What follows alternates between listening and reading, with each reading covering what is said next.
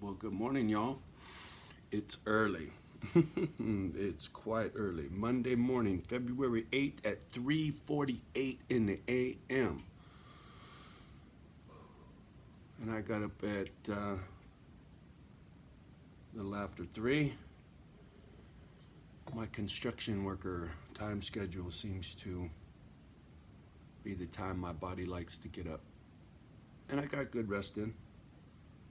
It's getting better. Now that I've been working out, my sleep patterns have gotten better. I usually fall asleep pretty early. Sometimes I'm in bed as early as 6, 7 o'clock. Nothing to do. It's dark outside. Why not? I'll go to bed. Problem is, I wake up in the middle of the night. But I was going to get out an early workout, but man, I am sore from head to toe, and it feels really good. But patience is not always my virtue. It's hard for me to sit idle when I'm sore because I want to do more, but I learned the hard way. You push too hard, you get hurt. Now you're really not going to be working out, homie. So I didn't get at it again early this morning, but when the sun comes up, I got to get something done. So I've been sitting here watching, not listening, but watching the stock market channel. And it really trips me out when the housing crisis hit.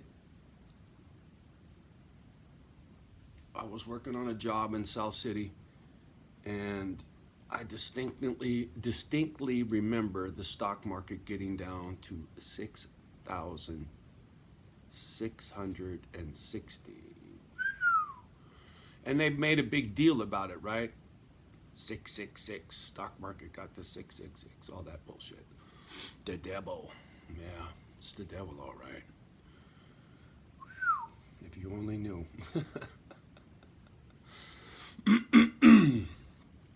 And the reason I mentioned that was in, look it up, 2008, 9, I'm guessing somewhere right in there. I was still working, maybe 2007. Can't remember exactly, but I was still working, so it was before I lost my house on the coast, obviously. That was 2010. So it would have had to have been 2005 or 6. Anyway, I digress. Stock market, as I watch it right now, 31,000. From 6,000 to 31,000. Now, I know most of you that ain't gonna mean anything to you if you don't follow the market the way I do. How many times does 6,600 go into 30,000? 6 and 6 is 12. 12 and 12 is 24. What's 5 times maybe, right? Stock market's gone up that much. Right off your fucking screen. No downslide. Little blip, blip, no downslide. Now, go look at a stock market chart for its entire history. All the crashes, all the ups and downs from day 0 to day, right? The full chingadera. Up, down, up, down. You get the point. We've never, ever in the history of this country, ever, and I repeat, never, ever, ever had a stock market run up like this. Ever. Not normal. I repeat, it's not normal. For as long as this run's been going, and as high as this run has gotten in a short period of time, not normal. Look at history for yourself. And you know why? It's called day trading and shorting the market. Well, good morning, young lady. Well, come here, come here. Come on. Oh, my little girlfriend. Hi, good morning, young lady. How are you? Come on, it's okay. Come lay down. It's all right. Come on. She settled in. I can't make a video without her coming out. Look, I didn't call her. You didn't hear me call her name. Kimba does what she does all on her own, man.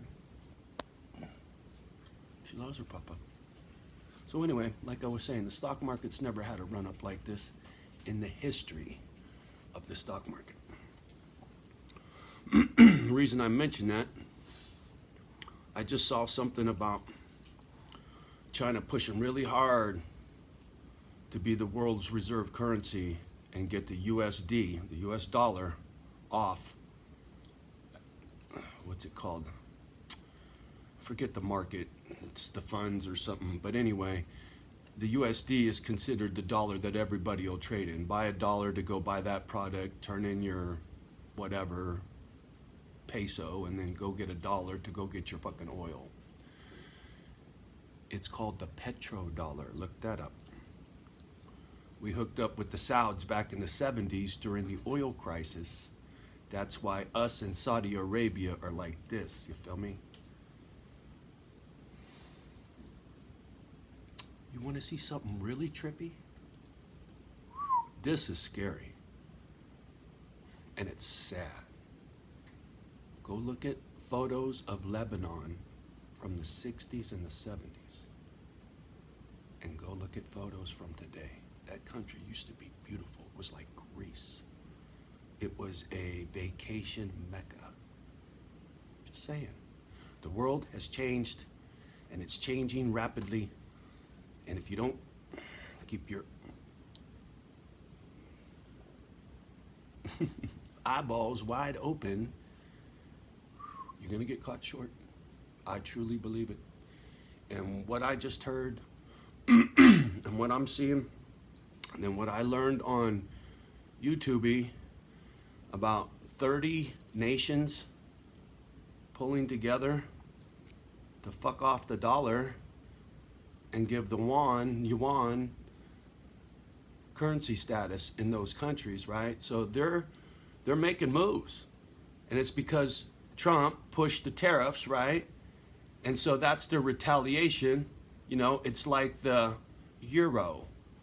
All those countries pulling together and becoming the euro and making the euro dollar. And then that fucked up for them, didn't it? Dollar's on its way out. And you know what that's going to do to the U.S.? Hyperinflation. Do you know what that is? Look that up. Russia in the 90s. Just saying. You know? Us in the 30s. I'm not trying to fear you. I'm not. I'm trying to get you to think for yourself. Prepare for some hard times that are probably going to be here much sooner than later, from what it looks like.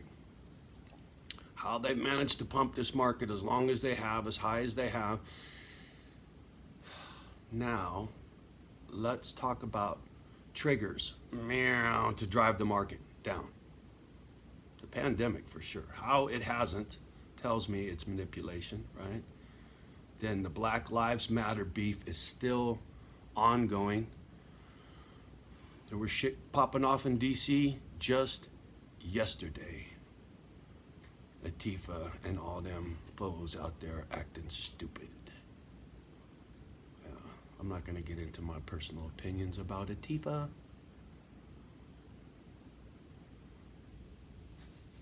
Do I have to? I think I'm pretty made it pretty fucking clear my opinion on Latifah. Sorry.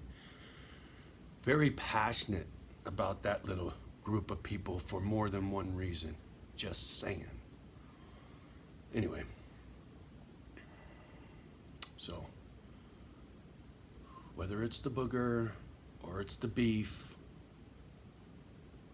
or it's China, you know, all of these things all at the same time, and the stock market's still going up, up, up, up, up, up, all at the same time, at the same time, at the same time.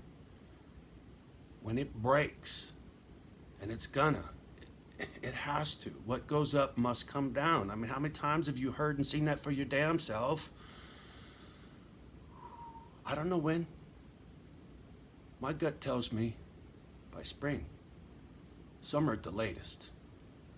We won't get to next winter before the shit hits the fan. It's my gut instinct. You know, and I've said it before, and I've been wrong before. I've been waiting for this crash for a long time, and it never comes, it never comes, it never comes. The stock market keeps going, going, going. You know, I used to have a friend, B. I don't know if you're still around or not. I doubt it, but whatever. I busted his balls for the last, I don't know, 8-10 years about, oh dude, the stock market's gonna crash, it's gonna shit itself, whatever, whatever, and it just don't. It don't. You know, when it got to 15,000, I was tripping because it had doubled. From 6,000 to 15,000, it had over doubled on its way up, right? And then I had to take into consideration, yeah, well, it doubled, but look where it was before it went down, so that's got to be ground zero, and then you got to measure from there forward, right? So I was like, okay, but it didn't take long before that doubled, and then that doubled, and then that doubled. It's like, fuck, are you kidding me? So I've been out here running my pie hole about how this market is going to crash repeatedly, and it just don't break. It just don't break, you know? It amazes me, but you know what? I'm very grateful it didn't break. You know why? Because it gave me a chance to stack. Stack, stack, stack, stack my ass off. For over 10 years, I bought silver. A little bit here, a little bit there, a little bit here, a little bit there, until comp finished. And they owed me back pay. They gave me a little chunk of dough. And I took that and I bought 2 green boxes of silver. That was my back up the truck moment. For those who don't understand what I just said, I got online. I went to an outfit called SD Bullion to give them a shout out. They were having a deal at the time when silver was at $14 an ounce. They were offering $2.19 over spot for Silver Eagles. I got the receipt. And I bought 2 green boxes, which is 1,000 ounces. Each box holds 500 Silver Eagles. So that's 1,000 ounces of silver. Did you do the math? That's 16,500 and... No. What did I pay? 16,250 bucks or some shit, right? It was, yeah. So that's what I paid for my Eagles.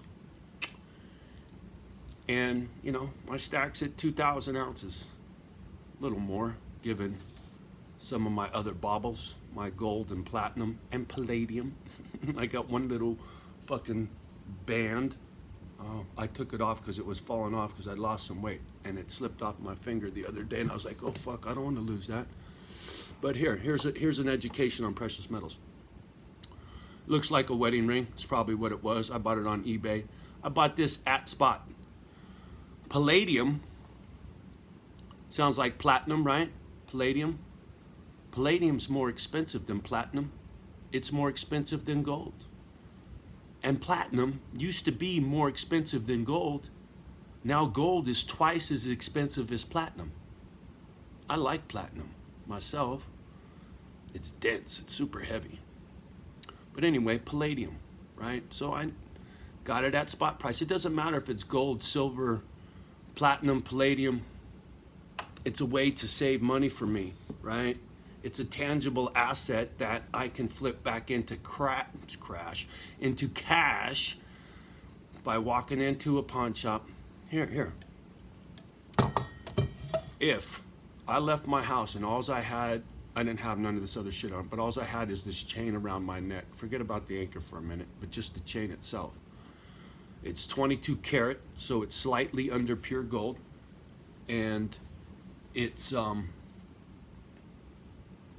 weighs over an ounce. So when you do the math, it's just slightly off exactly 1 ounce of 24 karat gold in value. So when I walk into a pawn shop, let's just say, for instance, anywhere in the country, anywhere in the world, something goes wrong, break down, stranded, desperate, no cash, somebody robs me, carjacks me, I'm on the side of the road, I'm fucked, right? No ID, no nothing. But they didn't see the chain, it was underneath my shirt. Walk to the fucking wherever I gotta go, take this into the local pawn shop, walk out with 2 G's, get a plane ticket and go home. Feel me? This is emergency money, and it's always around my neck for that reason. It's cash. Just saying, that's how I view it. That's the way I look at precious metals. It's a way I get to wear my savings account, right? And now that the doggy thing's about to kick off, I don't need this no more. Once I get to where I'm going, once I'm up at the Great Lakes, the gold and silver won't do me no good in the North Woods, right? It'll all be gone and converted into cash, like I said. Then I'll take that cash and it'll be converted into doggy food. You feel me? Because I'm dead serious about this legacy thing. I am going to leave a facility housing pit bulls full of dog food and whatever they need, so that whoever sits in my seat when I split can keep doing what I'm doing after I'm gone. Right? That's a legacy. My good deeds will keep going when I'm no longer here. I think that's cool. You know, maybe that doesn't do nothing for you, but that's cool too. Whatever's clever, free will, and all that happy horse shit. But for me, it's important. Don't ask me why, I don't know. Do I look like that kind of guy? But I am. Charity, good deeds, Boy Scout. Fuck you. I might not look like it, I might not sound like it, but that's who I am, whether you like it or not. I don't give a fuck. Don't. Thank you, baby brother. His passing gave me that. It's a gift, right? It's the way I view it. What broke in me when he died was a gift. The I don't give a fuck gift. Thank you, baby brother. Anyway, like I often say, you get what you get with these fucking videos. Anyway, have a beautiful day. Love your babies. Don't let them hear my nonsense. Plug them ears, right? Much love and respect. You know how I do. Have a beautiful day.